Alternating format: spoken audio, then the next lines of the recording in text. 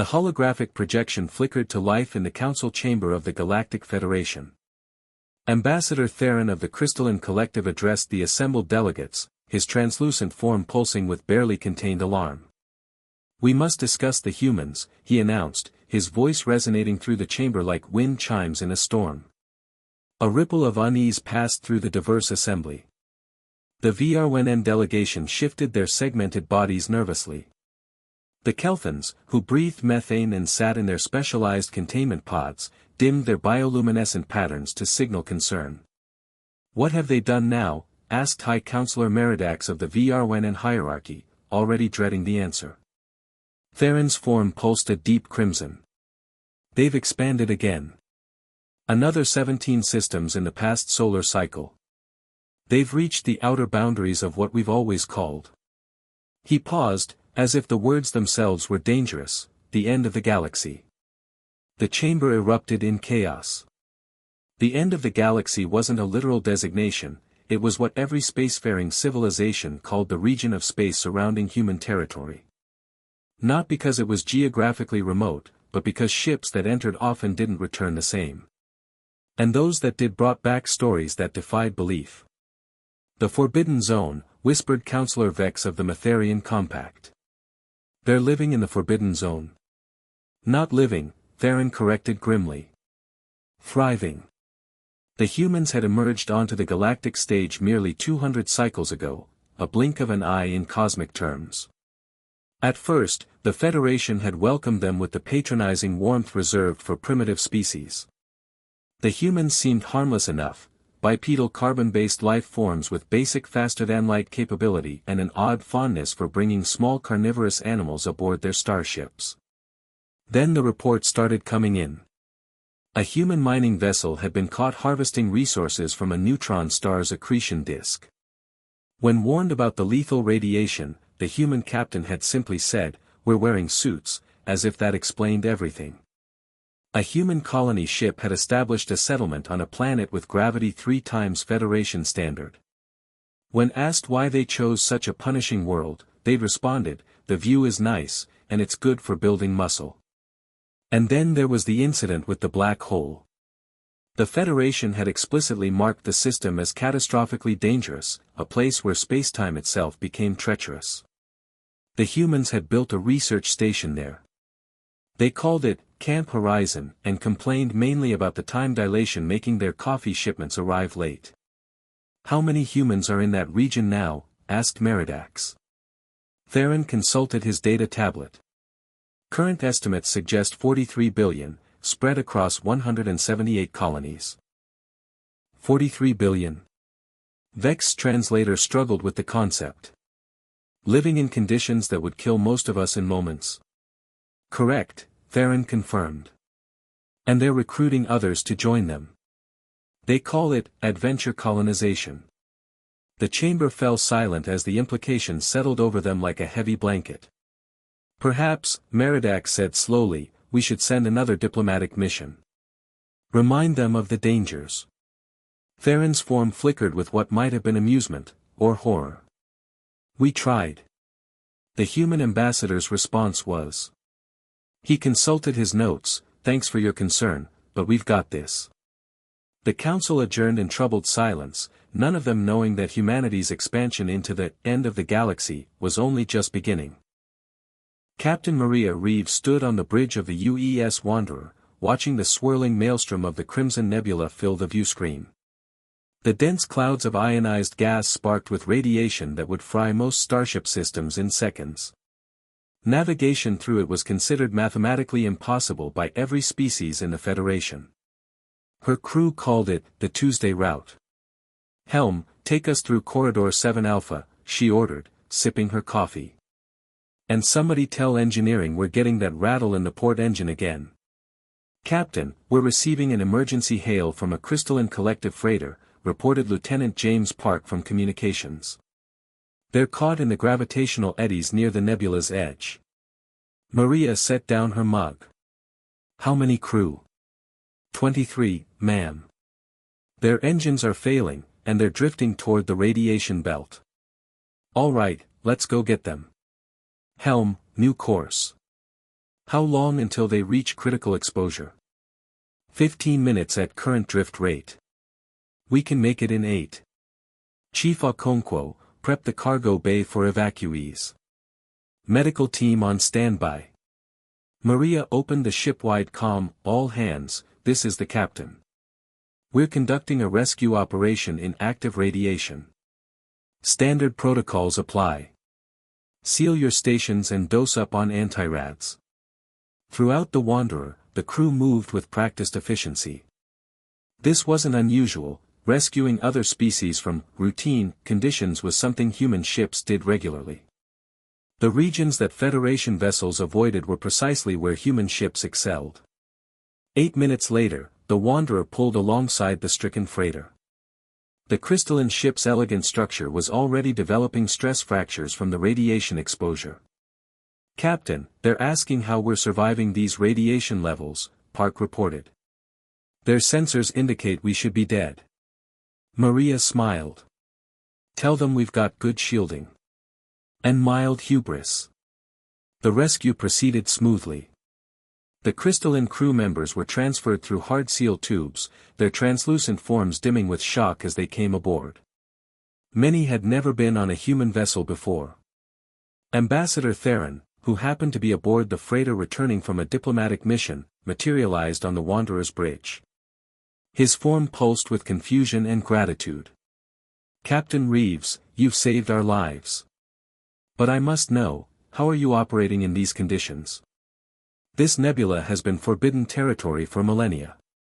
Maria gestured to her crew working efficiently at their stations. "Forbidden? Ambassador, this is one of our commerce shipping lanes. The radiation levels here are actually pretty mild compared to..." "Mild?" Theron's form flashed bright orange. "Our instruments detected enough gamma radiation to sterilize a planet." "Well, yes," Maria agreed. "But our shielding handles gamma pretty well. It's when you get into the exotic particle spectrum that things get interesting." She noticed Theron's form flickering erratically. "Are you all right, Ambassador?" I need to report this." Theron steadied himself.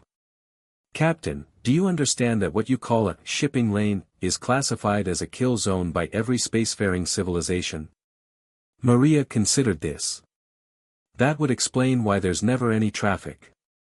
We thought maybe we just had different peak hours."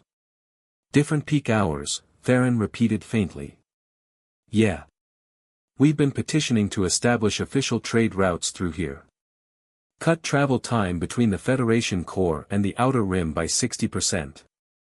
Think of the economic benefits. You want to establish trade routes through the Crimson Nebula? Why not? We've already mapped 12 safe corridors. Well, safe-ish. You have to dodge the plasma streams, but that's what pilots are for." Theron was silent for a long moment. "Captain Reeves, may I ask you something? When your people first encountered this nebula, what were your initial readings?" Maria pulled up the historical data. "Let's see. Extreme radiation hazard, gravitational anomalies, spatial distortions, recommended action, avoid. Standard exploration stuff. And your response was to fly into it? How else would we know what's on the other side?" Theron's form pulsed through several colors that the translator couldn't interpret. Finally, he said, "Captain, I've been a diplomat for 300 cycles. I've negotiated treaties with warriors, traders, philosophers, and conquerors. But I've never encountered a species whose first instinct upon seeing a warning sign is to investigate what's being warned about." Maria grinned. "Ambassador, that's not our first instinct. No. No. Our first instinct is to see if we can live there." The Galactic Federation convened an emergency session at Starbase Meridian, a massive diplomatic station that orbited a carefully stabilized dwarf star. Representatives from 47 species gathered to address what they'd begun calling the human problem. Ambassador Theron stood before the assembly, still shaken from his rescue in the Crimson Nebula 3 cycles earlier. "We must acknowledge the reality of the situation," he began. What we've been calling the end of the galaxy, the forbidden zones, the death worlds, the impossible spaces, the humans have colonized them all. And they've done it in less than 200 cycles. High Counselor Meridax leaned forward in his chamber seat. Surely there must be some explanation. Advanced technology. Ancient knowledge recovered from precursor civilizations. Nothing so dramatic, replied Theron. I've reviewed their technical specifications. Their shielding is better than ours, yes, but not extraordinarily so. Their medicine is advanced, but comparable. Their ships are well built but not revolutionary. Then how? Demanded Counselor Vex of the Matherian Compact. Theron's form dimmed with something that might have been resignation. They simply don't stop. When they encounter an obstacle that would turn us back, they treat it as a problem to solve. When they find conditions that would kill us, they adapt. When they discover dangers that make us write warnings, they write user manuals. A VRNN delegate spoke up, her voice modulated with harmonics of disbelief. You're saying they face the same dangers we do, they simply choose to proceed anyway. Not quite, Theron corrected. They don't perceive them as we do. I've studied their psychology. Where we see impossibility, they see challenge. Where we see death, they see risk. Where we write abandon all hope, they read bring supplies. The chamber erupted in debate. Finally, Meridax called for order. What do you propose we do? I propose we invite them here, Theron said. Let them explain themselves. Perhaps understanding their perspective will help us adjust our own understanding of reality. 3 days later, the human delegation arrived. Leading them was Ambassador Patricia Chen, a woman with iron-gray hair and the kind of confident smile that suggested she'd seen things that would drive most beings mad and found them mildly interesting. She stood before the Federation Council with the easy posture of someone addressing a neighborhood association meeting. Thank you for the invitation, Patricia began. I understand there's some concern about our settlement patterns. Concern? Meridax's voice carried an edge of hysteria. You've colonized regions we've marked as unsurvivable. Patricia pulled up a holographic map. Yes, we've noticed your hazard classifications. Very thorough. Though we did find a few errors, this system you've marked as having lethal atmospheric pressure. It's actually quite pleasant once you adjust to it. The atmospheric pressure is 400 times standard. Right, that's what I mean. Once you adjust. Vex interjected, his containment pod bubbling with agitation. Ambassador Chen, your species has been spacefaring for barely 2 centuries. Most species take millennia to expand beyond their home systems. Yet you've spread across what we consider uninhabitable space at an alarming rate. Why? Patricia considered the question. Have any of you studied human history? Confused murmurs rippled through the chamber. We evolved on what most of you would classify as a class 4 death world, Patricia continued. Earth has lethal weather patterns, tectonic instability, a biosphere filled with organisms trying to kill us, and a moon that causes dramatic tidal forces. We developed intelligence partly because our environment was actively trying to murder us on a daily basis. But you survived, Meridax said slowly. More than survived. We thrived. We climbed to the top of our food chain not by being the biggest or strongest, but by being too stubborn to die and smart enough to make tools. When we encountered cold, we made fire. When we found oceans, we built boats. When we ran out of habitable land, we made inhospitable land habitable. Patricia smiled. So when we reached space and encountered radiation fields, gravitational anomalies, and hostile environments, it felt like home. The chamber was silent. You're saying, Theron ventured carefully, that what we consider the most dangerous regions of space remind you of your home planet? Not exactly, Patricia admitted. Most of them are safer.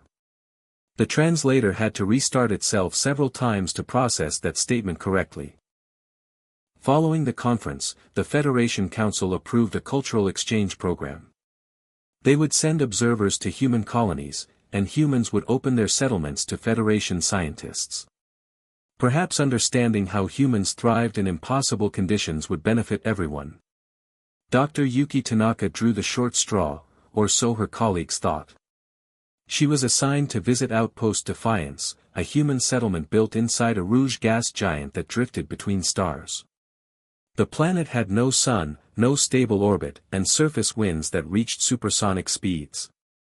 The Federation had classified it as hazard level, absolute. Humans had been living there for 15 years. Yuki welcomed her observer, a VRWNN scientist named Collector of Knowledge, with enthusiasm. The VRWNN resembled an upright collection of crystalline segments that shifted and chimed as she moved. "Welcome to Defiance," Yuki said cheerfully as Collector of Knowledge materialized from the transport pod wearing a full environmental hazard suit. "Sorry about the wind. We get regular storms that clock in around 800 kilometers per hour, but the city's underground, so you barely notice." Collector of Knowledge translator took a moment to process this.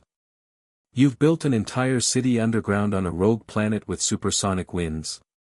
"Well, we tried building on the surface first, but it was too breezy." Yuki led the way through the pressure lock into the settlement proper. What Collector of Knowledge saw defied her expectations entirely. She'd anticipated a desperate survival situation, grim facilities, rationed resources, people grimly enduring hardship. Instead, she found a thriving city. Children played in a park under artificial sunlights. A marketplace bustled with activity. Someone had opened a coffee shop called The Last Stop Before Nothing. There was a university. A theater. Someone had even built a swimming pool. "This is impossible," Collector of Knowledge whispered. "What is?" Yuki asked, genuinely curious. "This. All of it. You're not surviving, you're living." "Well, yeah. We plan to be here a while, so we might as well be comfortable." Yuki guided them through the settlement. "Most of our 40,000 residents were born here. It's home." They visited the power generation facility, where human engineers had created a system that harvested energy from the planet's internal heat and the friction of its atmospheric storms. They toured the agricultural domes, where crops grew under optimized lighting conditions. They even visited the research station, where scientists studied the unique properties of matter under the extreme pressures of the gas giant's interior. "May I ask," Collector of Knowledge ventured, "why here? Why choose this place?" Yuki looked surprised by the question. "Because no one else wanted it. Because it was a challenge.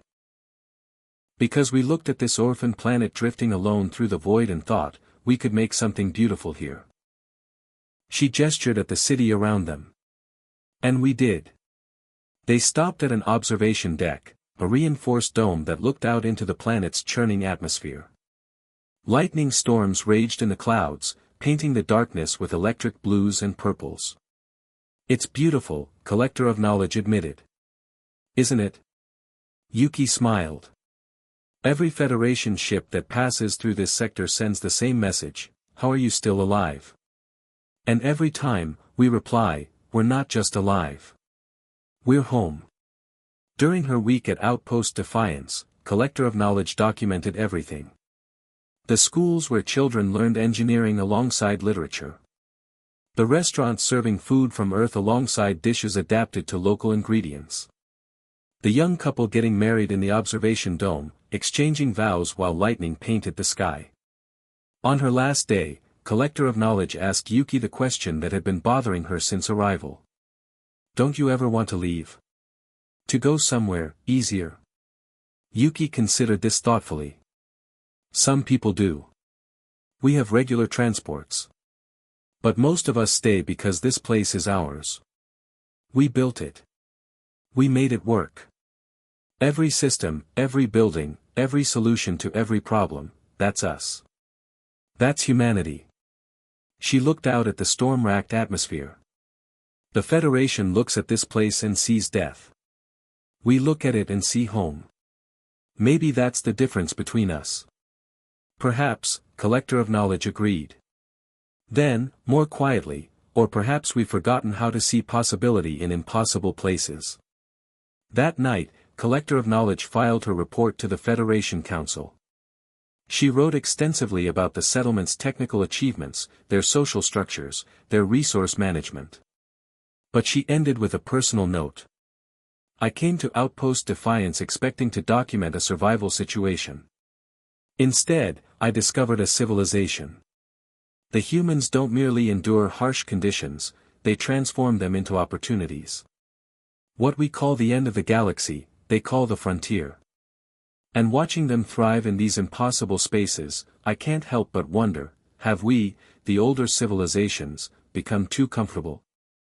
Have we forgotten that all our great cities, all our achievements, began when some distant ancestor looked at hostile conditions and said, I can work with this? The report sparked considerable debate in Federation circles. But on Outpost Defiance, life continued as usual, impossible, improbable, and undeniably human. 6 months after the cultural exchange program began, Ambassador Patricia Chen requested an audience with the full Federation Council. Her message was simple: we need to talk about real estate. The council assembled with a mixture of curiosity and apprehension. Humans had been relatively quiet lately, which somehow made everyone more nervous. Patricia stood before them with the same confident smile, but this time she'd brought props, a massive holographic star chart that filled the chamber. Honorable councilors, she began, we've been reviewing Federation territorial maps, and we've noticed something interesting. She highlighted a vast region of space surrounding the Federation's core systems. These areas, roughly 43% of mapped space, are marked as uninhabitable, forbidden, or hazardous. Correct, Meridax confirmed warily.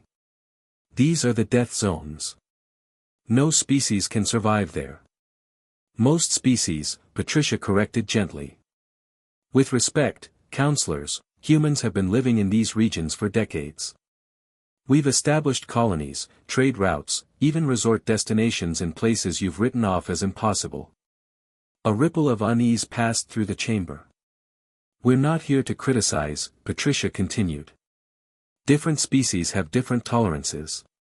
What's lethal to you is merely inconvenient to us. But here's the thing, these uninhabitable zones. They're not legally claimed by anyone. They're just empty. Because no sane being would want them, Vex muttered. That's where we disagree. Patricia zoomed the display to show human settlements scattered throughout the forbidden zones. We'd like to formalize our territorial claims. Establish proper boundaries, set up official shipping lanes, maybe organize a tourism bureau. Tourism. Theron's form flashed with alarm. You want to bring tourists to the end of the galaxy?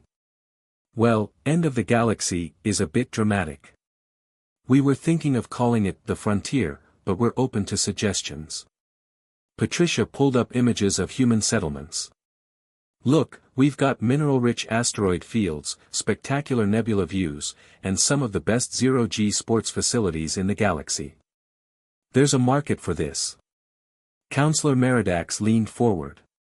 Ambassador Chen, are you asking permission to claim the forbidden zones? Not exactly. According to Federation law, unclaimed space can be settled by any species willing to establish a permanent presence. We're not asking permission, we're informing you that we've already met the legal requirements for territorial claims across 173 systems. The chamber erupted. Representatives shouted over each other in dozens of languages. Finally, Meridax called for order. This is unprecedented, he said. You're talking about claiming nearly half of known space. Only the parts nobody else wants, Patricia pointed out reasonably. The Federation core systems remain untouched. Your established territories are respected. We're just filling in the gaps. Gaps? Vex containment pod bubbled furiously. You call radiation-soaked death zones gaps? Well, what would you call them? Uninhabitable. See, we prefer underdeveloped. Theron, who had been silent until now, spoke up. Ambassador Chen, even if we accepted your territorial claims, and I'm not saying we do, what happens when more humans arrive? You're already expanding at an alarming rate. Patricia nodded. That's actually part 2 of my proposal. We'd like to establish formal immigration and trade agreements. Create proper channels for human settlement, set up diplomatic missions, maybe start a Federation-wide infrastructure project. What kind of infrastructure project? Meridax asked suspiciously. We were thinking about transit stations. You know, safe harbors in the hazardous zones where Federation ships could stop for repairs, refueling, emergency assistance. Humans could staff them, since we're comfortable in those environments. It would make space travel safer for everyone. You want to build rest stops in death zones, Vex said flatly. When you say it like that, it sounds weird. The debate raged for hours.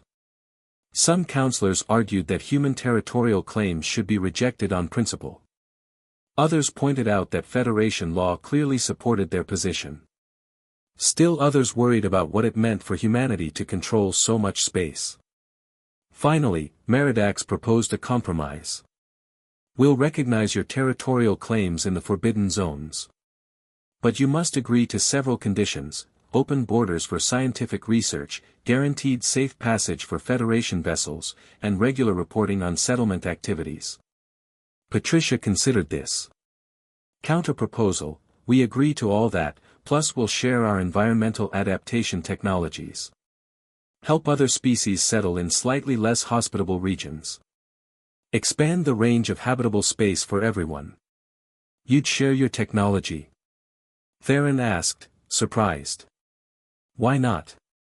The galaxy's big enough for everyone. Besides, it'd be nice to have neighbors. Patricia grinned. Even if we have to live in the scary parts. After more debate, the council voted. By a narrow margin, humanity's territorial claims were recognized. The regions known as the end of the galaxy were officially redesignated as the human frontier. As the session ended, Theron approached Patricia privately. Tell me something honestly, Ambassador. When your people look at a hazard warning, do you truly not feel fear? Oh, we feel fear, Patricia assured him. We're not crazy. But we also feel curiosity. And curiosity usually wins. I'm not sure whether to find that inspiring or terrifying. Patricia smiled. Why not both? The news that humanity had claimed half the uninhabitable galaxy spread quickly. Reactions varied wildly. Some species were relieved, let the crazy humans deal with those death zones. Others were concerned about having such an unpredictable neighbor. A few were quietly intrigued. Commander Marcus Webb was running what he called a routine patrol through the Shattered Belt, a region where an ancient supernova had left behind a dense field of neutron star fragments. The gravitational forces were chaotic, the radiation levels absurd, and navigation required constant manual adjustment. The Federation had classified it as approach forbidden, certain death. Marcus hummed along to classical music as he piloted his survey ship through the maelstrom. Commander, his sensor officer called out, we're picking up a distress signal. Looks like a Matherian scout ship caught in a gravity well. Marcus checked his screens. The ship was small, probably a two-person crew, and it was being slowly pulled toward a neutron fragment. Once it crossed the event threshold, no escape would be possible. Time until point of no return. 18 minutes. We can make it in 12. Let's go fishing. Marcus adjusted course, threading his ship through gravitational eddies that would have torn apart most vessels. Prep the magnetic grapples. And somebody send a message to that Matherian ship, hold tight, rescue inbound. His communications officer looked up. Sir, they're asking how we're operating in the Shattered Belt. They say it's impossible. Tell them we're very optimistic people. The rescue was textbook, by human standards, anyway. Marcus navigated within grapple range, locked onto the Matherian ship, and pulled them free of the gravity well's influence. The whole operation took 9 minutes. When the Matherian crew came aboard for medical checks, their ship's systems had been fried by the radiation. They were in shock. Not just from their near-death experience, but from the realization that humans routinely operated in conditions that would kill them instantly. The crew consisted of 2 scientists, researcher Keln and his assistant, Probe of Mysteries. Both stared at Marcus and his crew with barely concealed awe and terror. How? Keln kept asking. How are you alive? How are your systems functioning? How? Lots of redundancies, Marcus explained cheerfully. Triple-shielded systems, rad-hardened components, and really good insurance. Coffee? You drink recreational beverages in a region classified as unsurvivable? Probe of Mysteries asked faintly. Especially here. Good coffee makes any day better, even one with hostile radiation. Marcus poured them cups, specially formulated to be safe for Matherian biology. So what were you 2 doing out here? Attempting to prove a theoretical model wrong, Keln admitted. We hypothesized that sophisticated drones could survey the shattered belt remotely. Our calculations suggested it was impossible for organic life to operate here. And yet here we are, Marcus said, gesturing around his bridge where his crew worked efficiently. Maybe your calculations need updating. Or our understanding of what's possible, Probe of Mysteries said quietly. Over the next hour, as the Matherian ship systems were repaired, Keln and his assistant asked increasingly detailed questions about human capabilities. They weren't just curious, they were scientists confronting data that challenged their fundamental assumptions. May I ask you something personal? Keln ventured. When you entered the shattered belt to rescue us, did you not consider the danger? Marcus thought about it. Oh, I considered it. Ran the risk calculations, checked our systems, verified our escape routes. The danger was real. And yet you came anyway. You needed help. Marcus said it as if it were the most obvious thing in the world. Yeah, it was dangerous. But you were dying. Those 2 facts don't cancel each other out, they just mean we had to work carefully. Your species treats certain death as work carefully, Probe of Mysteries marveled. Well, certain death is usually negotiable. Before they departed, Keln approached Marcus one more time. Commander Webb, my people have been spacefaring for over 2,000 cycles. In all that time, we've operated under the assumption that some regions of space are fundamentally beyond our reach. That some conditions simply cannot be survived. And now? Marcus asked. Now I'm wondering how many other assumptions we've been wrong about. Keln's bioluminescent patterns shifted to colors the translator identified as thoughtful and unsettled. You've been in space less than 300 cycles, and you've already surpassed boundaries we never thought to question. Maybe we just don't know what's impossible yet, Marcus suggested. Give us another few centuries, we'll probably figure it out. As the Matherian ship limped away toward safer space, Probe of Mysteries sent one final message: thank you for redefining our understanding of reality. Marcus's communications officer looked up. How should we respond, sir? Tell them, happy to help. Welcome to the frontier. The coffee's always on. The incident report made its way to both human and Federation authorities. For humans, it was filed as Rescue 137, Standard Assistance in Class 3 Hazard Zone. For the Matherian government, it sparked an intense debate about the nature of possibility itself. Word spread quickly through scientific communities: humans weren't just surviving in impossible conditions. They were comfortable there. And perhaps more unsettling, they were willing to risk those conditions to help others. The end of the galaxy was looking less empty every day. 5 years after humanity's territorial claims were recognized, the Federation convened again at Starbase Meridian. But this time, the atmosphere was different. Human delegates sat alongside representatives from dozens of species, no longer visitors but recognized members of the galactic community. The agenda item that brought everyone together: Status Report on Human Frontier Development. Ambassador Patricia Chen, now promoted to Frontier Liaison, stood before the assembly. Behind her, a holographic display showed the transformed regions formerly known as the end of the galaxy. 5 years ago, you approved our territorial claims, Patricia began. I'm here to report on what we've built. The display lit up with data. Where once there had been only warning beacons, now trade routes crisscrossed forbidden zones. Human settlements dotted previously empty space. And most surprisingly, a dozen other species had established outposts in regions they'd once considered unreachable, all adjacent to human settlements. Current human population in the frontier, 230 billion across 417 colonies, Patricia reported. We've established 47 transit stations offering emergency services, established 6 universities dedicated to extreme environment research, and opened 23 commercial shipping routes through previously inaccessible space. And the death toll? Asked Counselor Meridax, now an old friend rather than a skeptical adversary.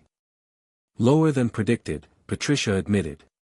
We've lost 731 people to various accidents over 5 years.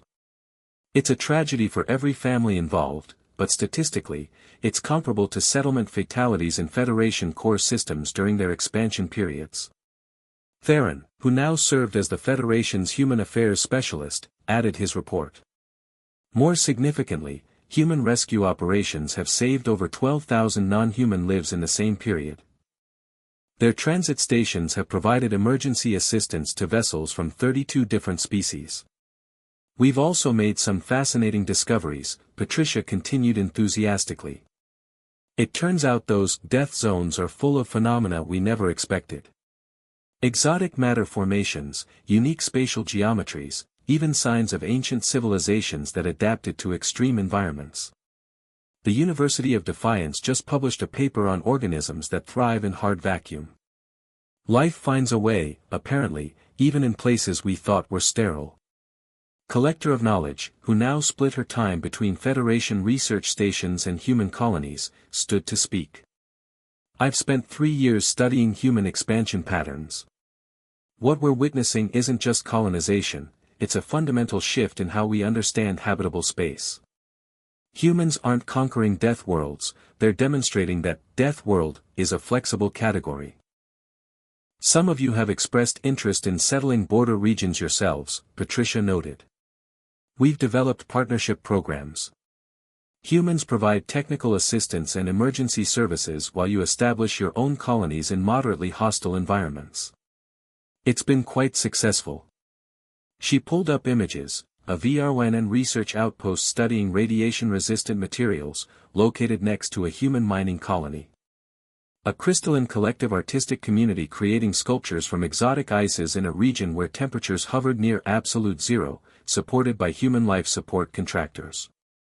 Even a Matherian science station analyzing gravitational anomalies, with human engineers maintaining the safety systems. The frontier isn't just human anymore, Patricia said. It's becoming a galactic frontier. A place where all of us push boundaries together. Meridax stood, his aged form moving slowly. Ambassador Chen, when humans first arrived in our galaxy, I confess I found your species alarming. Your willingness to charge into danger seemed like recklessness. Your expansion into forbidden zones appeared suicidal. And now? Patricia asked. Now I wonder if we've been too cautious for too long. Meridax gestured to the star chart. You've shown us that much of what we considered impossible was merely difficult. Dangerous, yes, but not insurmountable. You've expanded the definition of habitable space for every species in this chamber. Vex added his perspective. My people have begun reviewing our hazard classifications. We've found 17 systems we marked as uninhabitable that might actually be survivable with proper technology and determination. Technology we now have access to, thanks to human sharing protocols. Does this mean, Theron asked with his characteristic directness, that the end of the galaxy no longer exists? Patricia smiled. The end of the galaxy was always a state of mind. You called it the end because you couldn't imagine going further. We just imagined differently. And what lies beyond the current frontier? Asked a young delegate from a newly spacefaring species. What comes next for humanity? The same thing that always comes next, Patricia replied. We keep going. We look at the map, find the spaces marked, "Here be dragons," and we pack supplies. Not because we're fearless, we're definitely scared sometimes, but because we're curious. Because we want to see what's out there. Because impossible has never been a permanent condition for us. She pulled up one final image, a human ship preparing to enter a region of space twisted by dark matter, where the laws of physics behaved strangely. The ship's name was visible on its hull, UES Curiosity. Next week, that ship begins exploring the twisted void. Federation science says it's certain death. We say it's probably Thursday. The chamber fell silent. Then, unexpectedly, Meridax began what passed for VRWN laughter. A harmonic chiming that spread through his body. Others joined in, each species expressing amusement in their own way. I suppose, Meridax said when the chamber quieted, we should stop being surprised when you survive the unsurvivable. Actually, Patricia said with a grin, we prefer when you stay surprised. Keeps things interesting. As the session concluded, delegates mingled in the usual post-meeting social hour.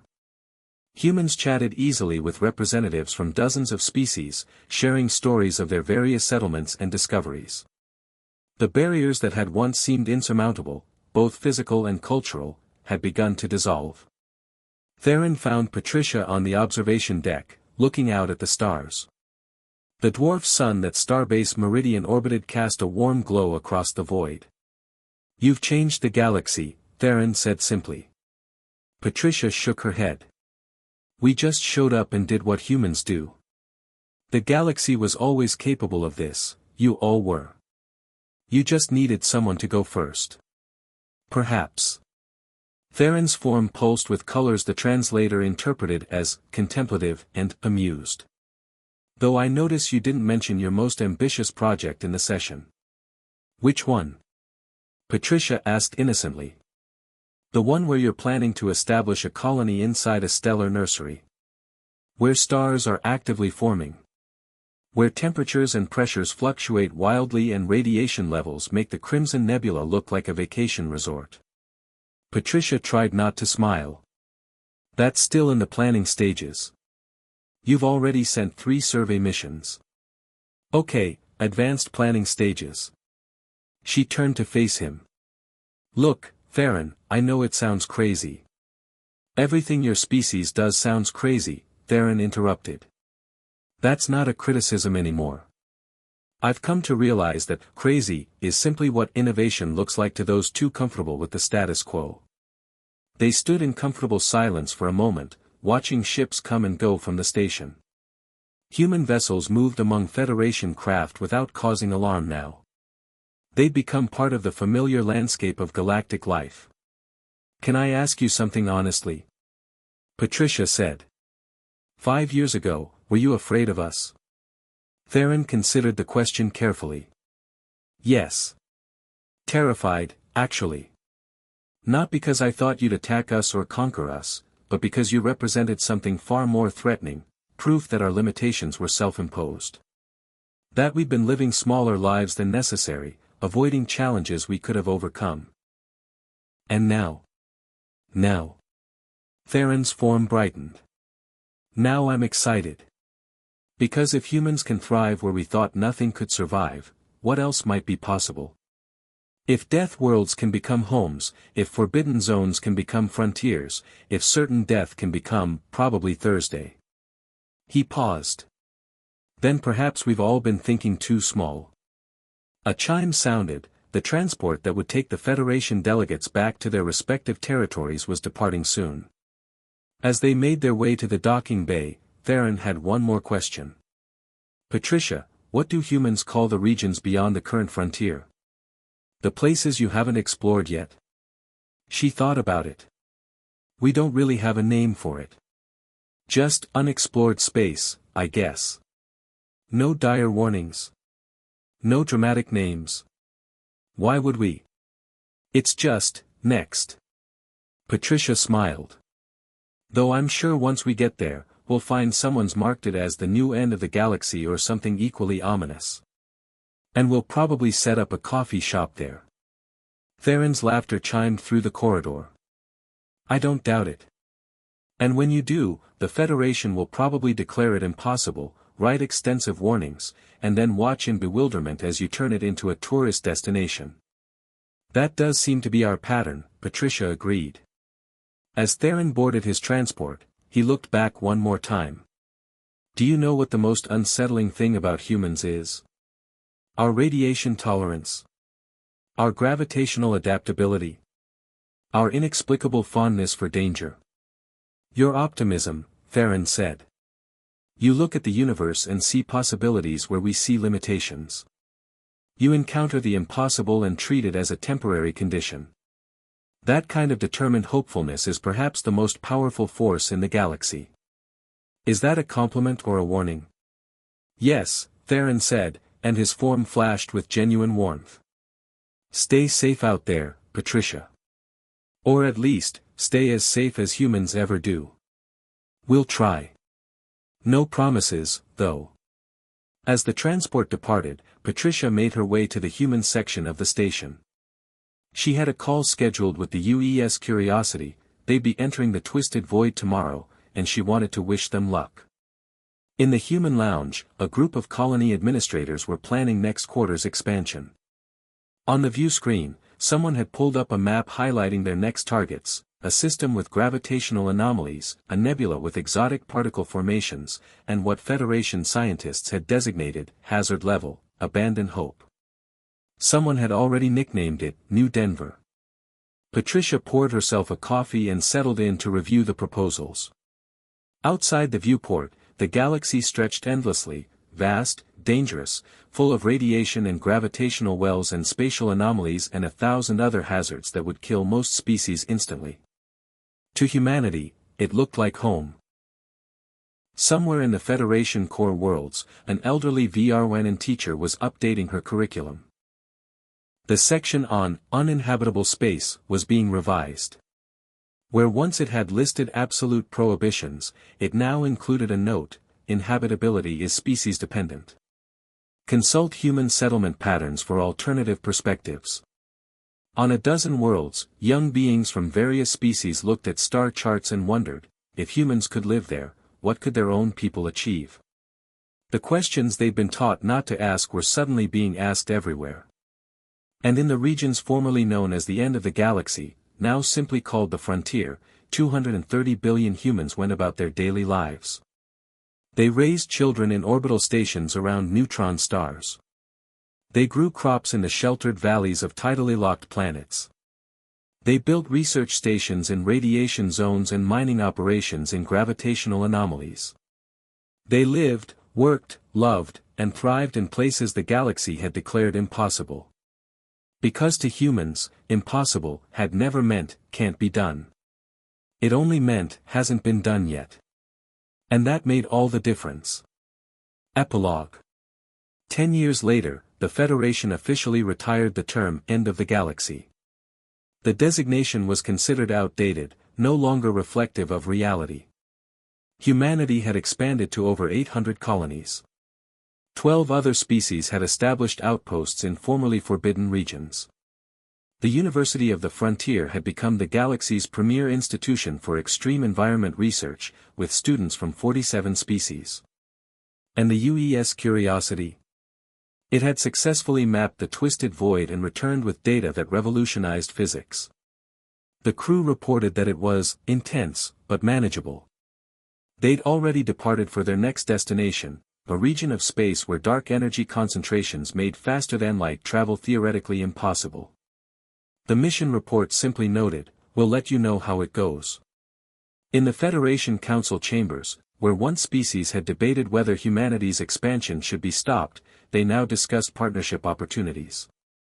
The galaxy was larger than they'd ever imagined, not because its physical size had changed, but because their understanding of what was possible had expanded. Ambassador Patricia Chen, now retired and teaching at the University of the Frontier, often gave the same advice to young humans heading out to new colonies. The galaxy is full of places marked with warnings. Some of those warnings are legitimate, respect them. But remember that every great human achievement started with someone looking at a warning sign and asking, but what if? And on a small, unremarkable planet that humans called Earth, where it all began, children learned about the frontier in their schools. They studied star charts marked with human settlements in regions their ancestors couldn't have imagined reaching. Some of those children would grow up to push even further, to find new edges of what was possible, to turn new, impossible, spaces into neighborhoods and communities. Because that's what humans did. They looked at the end of the galaxy and called it the beginning. And they were usually right. The Iendiri try.